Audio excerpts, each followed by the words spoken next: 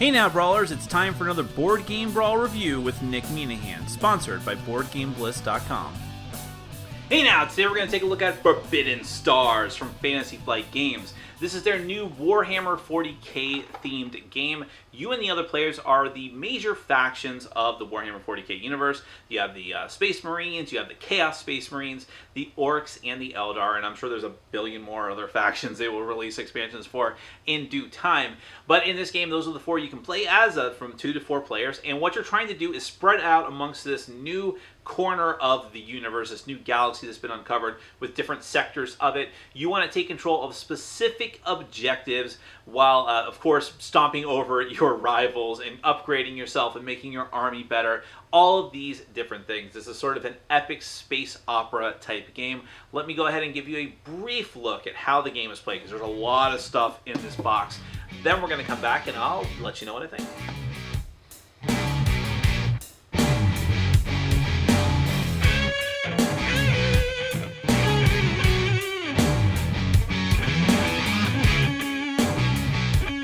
Okay, I'm going to try to make this a very brief overview of Forbidden Stars, because there's a lot of stuff to the game and I don't want this to take forever. And actually, I'm only teaching this from a 2-player perspective. And even with the only 2 players, I cannot fit everything on camera. There is just so much stuff. So all the Chaos Space Marine stuff is up there for that second player. You also have these 6 sector boards here, but there's actually up to 12 of those. And you have 2 other whole factions, the Eldar and the Orcs, which I'm not going to bother to show you, but they look just as cool as the rest of these pieces do. Now, your goal in Forbidden Stars is to take your faction and to conquer faction points. There are these different faction points out on the different sector boards with your faction's mark on them, and the number of these that are going to populate the galaxy and how many you need to therefore how many you need to conquer in order to win the game varies depending on the number of players. In a 2-player game, you only have 2 of them that you need to take, although trust me, that's easier said than done. Now, alternatively, and I think this is less likely to happen in a 2-player game, the game may just run out of rounds. You have a round tracker over here that goes up to 8. At the end of 8 rounds, if no one has still claimed all of their objective markers, then whoever has the most is going to win. Ties being broken by players who have control of the most planets, or to put it in more generic terms, the most territories. Now, there's a lot of stuff here. It's kind of hard to figure out where to start, but let's just talk about what each player gets. Each player is going to have their own little personal player mat here. You're going to have a dial, because Fantasy Flight loves dials, but the dial you use to keep track of your material, and material is basically money in this game. It's what you use to fuel all the different types of things you do, upgrading your characters, getting new units, and so on. Every character has every faction, I should call them, has a different special ability that happens when you use dominate actions, like for instance, which I'll get to in a moment, but for instance, the Space Marines here get to convert their regular units, their like ground troops, into Space Marines, and then Space Marines into their land raiders, so they just can easily transform characters without having to buy them all again. Now over here are all the different units that you could potentially purchase in the game, and there's a ton of different stuff. You can also buy cities. So for instance, at the start of the game, each player is going to start with a factory out on the board. Whenever you build a building, you put one of your faction markers on it to denote that it's yours. Factories will let you build more things, hence the reason you start the game with one. But you may also want to build cities. Now, cities are important because cities will raise your command level, and the higher your command level is, the better units you can build. You could even make one of your buildings into a bastion, or just build a brand new build a bastion from scratch. And bastions denote that you control a planet, but they also have their own combat stats as well, which the other buildings just don't have. You'll start off with a certain amount of units that you're going to populate out onto the board, either through their deterministic setup or through the strategic setup that's in the rulebook. And each unit has different stats. The blue stat is how many dice they get to roll in combat, which I'll explain later. The red stat is how many hit points they have. And then the orange wings here are morale. And morale is a way to judge victory in combat if it doesn't end in a total bloodbath of one side wiping out the other. And we'll go ahead and take a look at some of these units. You have different types of ships. I honestly kind of forget the names of them, but you have little ships and big ships, and you've got land raiders. And your weakest units are the since they can't use actual miniatures from Warhammer, they use flags. So these are like just your ground troops, but you might also, you may eventually be able to get the Space Marines or upgraded them using their power, like I said. And you may even get giant mechs, because giant mechs are just cool. So that's like the ultimate unit you could possibly purchase. And of course, each unit's ships, the buildings are generic, but all the ships and all the troops look a little bit different than all of them. They're all really, really cool models. Now, in addition, you also get these command tokens. The command tokens are the main crux of the game and how you determine what you're going to do. There are 4 different types of actions that you can take during the course of the game, and there are 2 tokens for each of those types of actions. I'm going to explain more about that in a bit, but this is like the main way that you do stuff and accomplish things in the game, or the way that you're going to do it. There's the first player marker, and then there's a ton of cards, because again, Fantasy Flight loves cards and dials, and miniatures. So there's a lot of different things to unpack here, but every player is going to start off with a deck of 10 combat cards. There's 5 sets of 2 cards, and I'll get back to those during combat. There's no point in explaining it here. But you'll start off with that starting deck of cards, but then using the upgrade action, you'll actually be able to buy new pairs of cards, burn out the other pair of cards you don't want in your deck anymore, and replace them with the newer, better ones, also following command levels, and you do have to pay material for them as well. But that's a cool little bit of almost deck building in the game to upgrade yourself. Along those same lines, you can actually permanently upgrade the abilities of your command tokens. So if you want to give your command tokens and what they normally do special abilities, you can also choose to upgrade along those lines as well. The last type of card are your event cards. And I know it can be very confusing because they have all these different symbols, but it gets easier as you play the game. But event cards serve a couple of different purposes. One is that they'll have a special ability that you'll be able to use, assuming certain conditions. We'll get to that. But they also will tell you how warp storms will move. So let's just go ahead and tell you what those warp storms are. For a 2-player game, as we have it out here, there's 2 warp storms. And warp storms are very simply just impassable barriers. Nobody can go through a warp storm unless you have some sort of special teleportation ability, I think like the Eldar have. But whenever event cards are drawn, you're actually going to have the chance to move them how you see fit, assuming your opponent doesn't co-opt it in some way. It might be side to side, it might be sort of like a bridge or a drawbridge just going on a right angle like that, however you want to do it. Now, let's take a look at these sector boards. Like I said before, these are double-sided boards, so there's a lot of variability to set up. But if we just take a look here, there's a few things of note. During the cleanup phase, you're going to get money for each of the planets that has this little gear symbol, the material symbol. So if you have that under your control, either by having one of your troop units there or by having a building under your control there, you're going to get that money and you'll be able to increase that up on your dial. But of course, the fickle hand of fate may determine that your opponent will take that from you before you could possibly get it. Also, anything that's in red on these little red banners here or symbols, those are rewards that you get if you control those planets and you happen to use the dominate symbol. You don't get them automatically the same way you get money. You have to actually take actions in order to reap those rewards. You have symbols like these are the cash symbols. Those get you 2 material that you can use. You can reduce the cost of something by 2 material in the future by spending that token. You also have these forge tokens, which some of your really powerful units require that you spend a forge token. And you can also spend a forge token to pretend that your command level is one higher than it normally would be. You also have the reinforcement tokens. Reinforcement tokens can mimic your weakest unit in a battle, but they're just temporary. They go away even if they survive, but they're like the fodder that you throw out in front. Now, anything that's not a planet you can control is one of the voids, and this is where your starships will rest. The space in the middle, which there are certain player boards that are keyed in to the particular factions, but even though whether it's those or whether it's just the generic ones, those are where your command tokens go. So I guess we'll go ahead and jump right into that and explain how the game is going to work. You're going to determine who is the first player at the start of the game, and then going in player order, you're going to take your hand of command tokens and you're going to put 4 of them out on the board. You have 8 of them. There's 2 each for 4 different actions. But you're only going to put out 4. And when you put one out, you're going to put it in the center of one of these sector boards.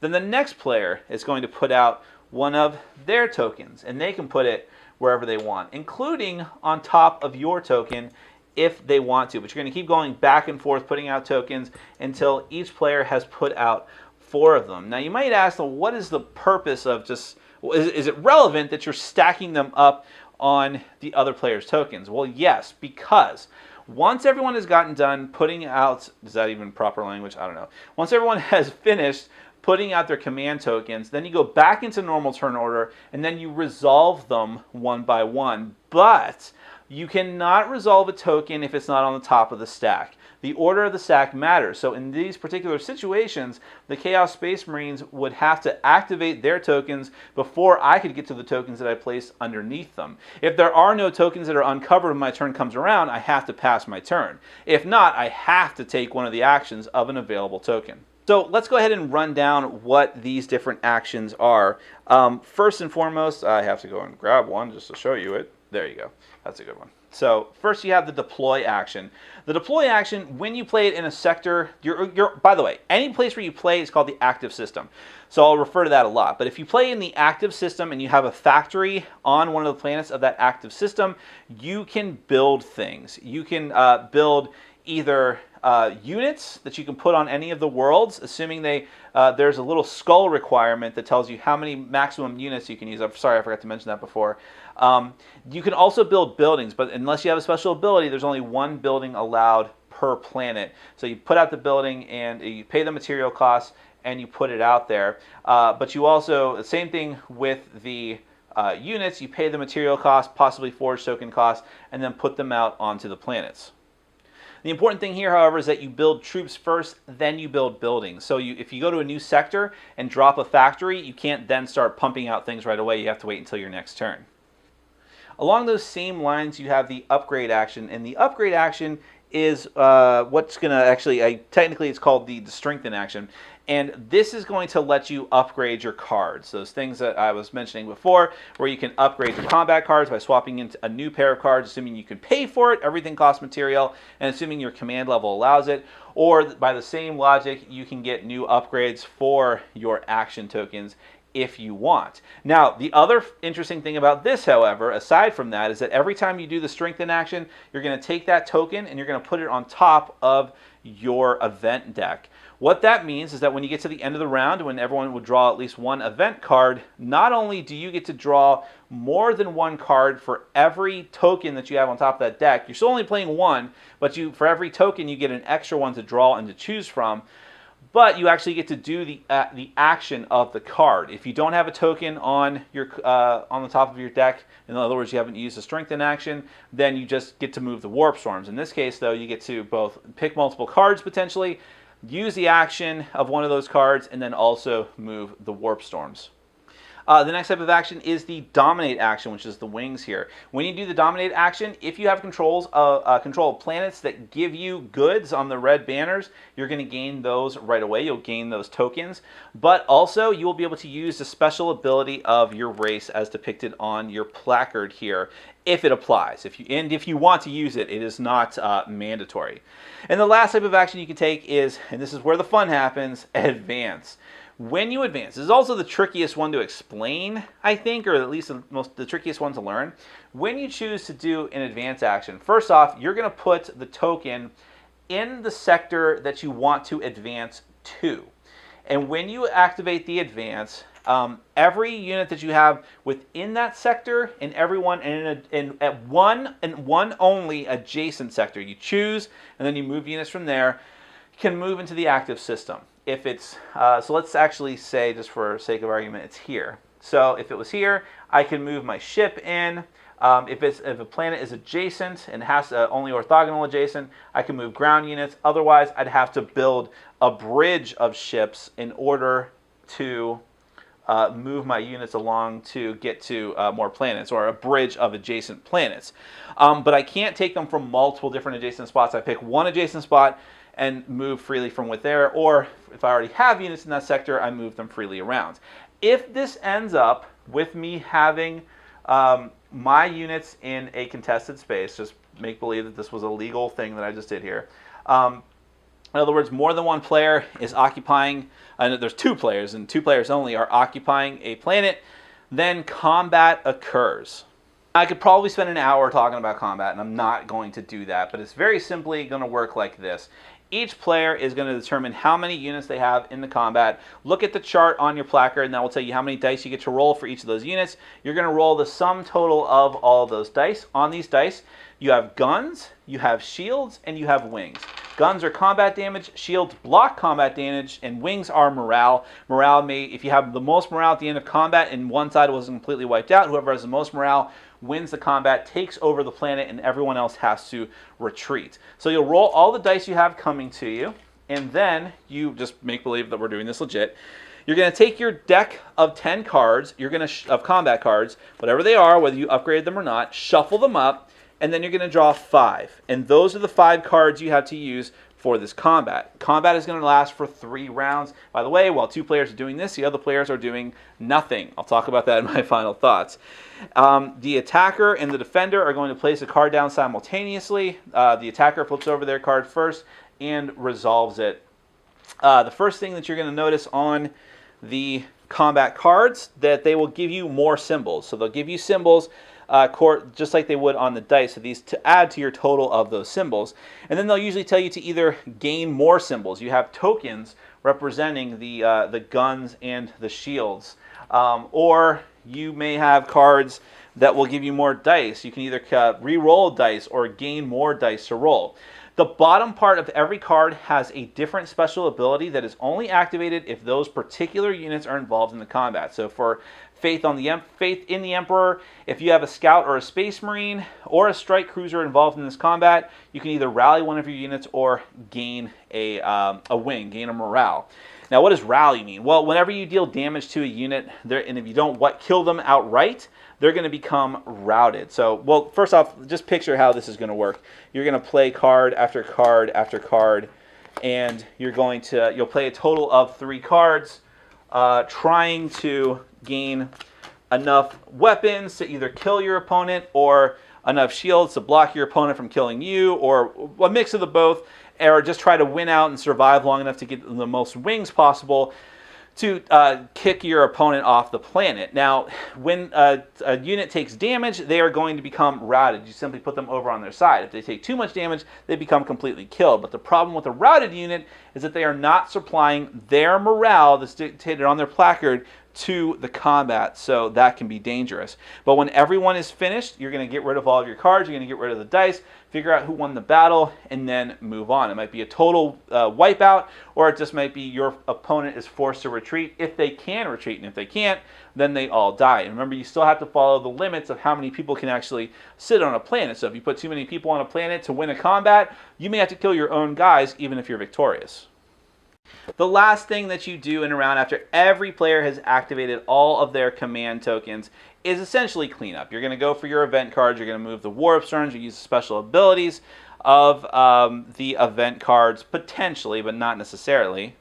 You'll gain your material, you'll pass the first player marker. If you have units that are still alive but they're routed, you'll stand them back up, indicating that's a rally. That is what rallying is, and you'll be ready to fight again. Then you do it all over again, either for 8 rounds and then figure out who has the most stuff, or until someone gets all their objective tokens. That is a really quick and dirty run through of Forbidden Stars, but hopefully that gave you a taste for what the game is like. Let's get to my final thoughts. Well, first and foremost, the game looks beautiful. From the artwork to the miniatures to the boards. I love the way the sector boards look. I mean, honestly, Fantasy Flight has always had solid components, and thankfully a lot of other companies are coming on board with this mentality. Plaid Hat, Days of Wonder, Madagascar, Asmodee. On a whole, Asmodee is really just upgrading this really having wonderful looking components when you think of games like Lords of Zidit. But Fantasy Flight has always done really great work, especially with their artwork, and especially when they have a license like the Warhammer 40k universe, they really treat it right and make it look fantastic. And people who, I'm not really into the Warhammer 40k universe that much. I know a lot about the lore, but I've never played the game. People that I did play with who were into it or still are into it to a very large degree, so that they appreciated the aesthetic of the game, and it really made them feel like they were in that universe, especially when it came to the theme itself, because each of the factions feels distinctly different. They have so many different special abilities, from their base special dominate ability on their player card, to the units that they have that are all different, to the combat cards that they have that they can upgrade, then the different upgrades for their order tokens, and the different event cards. There's so much you can customize in this game that it gives each player their own unique feel, which really immerses you in that theme even more, of spreading out and building more units. And you even have little bits of flavor text from the objective tokens that you can take. So the theme is also solid in this game. And alright, let's just get right to the gameplay. I really enjoyed this game. First and foremost, if you're not into confrontation, this game is not for you, because this game is all confrontation. That is what this game is. Some people were saying, oh, can this be compared to Twilight Imperium in any way? No. Because, while I have not played Twilight Imperium, I know that there's a lot of different things you can do in that game. You can do diplomacy. I think you can do, like, production. It really is like a 4X game. This game is just exterminate. This game is, or expand maybe, because it's just area control and combat. You're trying to get those objective tokens, and yes, there is some build up. You have to make your forces, but really you're just making your forces enough to go out there and strike. You cannot dilly-dally in this game. You can't. If you do, you will get run over. But what I love, though, my favorite part about this game is that upgrade system, which seems sort of tangential to what's really going on, but it's incredibly pivotal. And it gives you so many different options as to how you want to progress through the game. Now, you could just go the route of, I want to get as much money as possible, spread out as fast as I can, get even more money, get more resources, build as many units as I can, and hope that my overwhelming numbers can take out the enemy. But at the same time, the enemy may be saying, well, I'm not going to make as many units, but I'm going to get these really awesome combat cards into my deck, and I'm going to be more likely to draw really awesome cards, which means I'm going to be more likely to whoop your ass in combat. That's the way that you can do this. If you want to focus more on things like orbital strikes with the Marines, go for the upgrade cards that give you benefits on orbital strikes. I do wish that one particular mechanic was fleshed out a bit more, but the idea of it is cool. But what I'm saying is, you have all these different options on how you want to proceed and how you want to customize your own faction. I love that part of it. Now, the combat in this game is really interesting as well, because we were just talking about the combat cards. Now you can customize those. And the thing is, yes, the combat in this game is pretty random, but there are so many ways you can mitigate that. All the cards that you play are either going to let you roll more dice, or re-roll dice, or add more tokens that you might need. And you have 5 cards to choose from, which doesn't seem like a lot, but there's so many different things you could do with those. And also, depending on the units that you use, those will give you other special abilities. Oh, it's really cool. And it's cool that you go for 3 rounds, and there's this tension building up as you go, like, oh, is he going to have more guns, or am I going to need more shields, or should I go for an all-out victory and try to wipe him out, or should I just try to hold on and get as many morale points as possible? I love that tension there. The command system works really well. I mean, like I mentioned in my overview, the whole idea of having the stack and knowing, like, okay, I can put a token here, but I need this to go off right away. And if he puts another one on top of that and decides to sit on that one for a while, I might be screwed, because I might need something to happen here. I might need to dominate to get these resources, or convert a unit, or I may need to deploy more units here first and then advance into this sector. But if he's holding me up here, what do I do? So maybe I hold off and wait and try to put that one there last. It seems like such a simple thing, but it is so pivotal and strategic. I'm using that word pivotal a lot, but that's how it felt. Everything in this game feels just like momentous. So I love how that works as well. Faults with the game. My general faults with the game are kind of faults that I think any game like this would suffer from. It's too long. I think an hour per player is fairly accurate, even if you know what you're doing. You're looking at a 3 to 4 hour game with a 3 to 4 player game. Even with 2 players, maybe you can get that down to 90 minutes if both of you know what you're doing. But it's an involved game. It's very thinky. There's a lot of strategy going on, and you definitely want to ponder what you're going to do. Because of that, and because if I'll go back to that word again, pivotal, there are moments in the game, this is another fault, where you can just be effectively out. Because the game rewards risk-taking. build up a big force and just go for it. You need that objective. There's no reason to just sit around. There's no turtling in this game. That is not an effective strategy. You need to go out there and try to take that objective, but your opponent might be ready for you. Your opponent may have a trick up their sleeve with their combat cards that you weren't accounting for, and you lose. And you lose big. It might be a blowout where you lose a ton of your units, and maybe there's no place for you to retreat to, and you're just decimated. It's very hard to come back from that. Even if the game were to go the full 8 rounds, it can be very hard to gain another foothold in that way. There's not really a solid catch-up mechanism in this game. But again, I think a lot of games of this ilk are kind of like that. I would also, while I think that the combat is really solid and really fun, it's also got a big downside to it, and that is that in a 3 or 4 player game, the 1 or 2 players that are not involved in that combat are sitting there doing nothing. And that can be 10 to 15 minutes of nothing, depending on how the 2 players are, how close the battle is, and how long they're thinking over their moves. It's the nature of the beast. It's really fun for the people that are doing the combat, not so much for the people that aren't. So this game actually works really, really well as a 2-player game. You do miss some of the interactions of a bigger, broader map with more players to interact with, but it's much faster and more streamlined with 2 players. So it's kind of a double-edged sword there.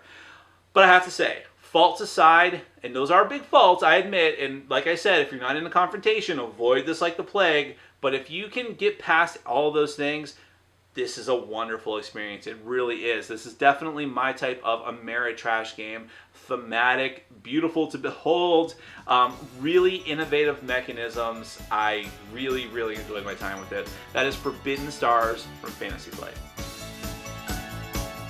Thanks for watching. Follow us on Facebook, Twitter, and Patreon. And make sure to check out our sponsor, Board Game Bliss, where you can find an amazing selection of games from around the world. BoardGameBliss.com. Thanks for your support.